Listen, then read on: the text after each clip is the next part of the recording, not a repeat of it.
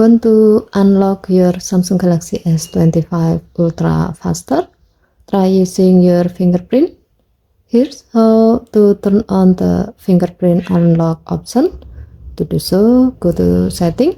Swipe down from the top right corner of the screen to open up the Quick Settings panel. And then tap Setting icon. Scroll down the screen to find Security and Privacy. Tap Security and Privacy.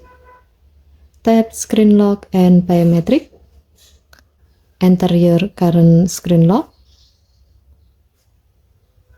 Under Biometric section, tap Fingerprint. And then tap the switch next to Fingerprint Unlock to turn it on or off. When this option is on, you can use your registered fingerprint to unlock your phone easily. If it's off, your fingerprints are still safe, but you won't be able to use them to unlock the phone until you enable this option again.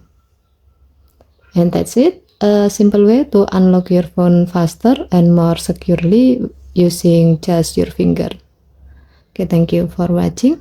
Please help to like and subscribe. Have a nice day.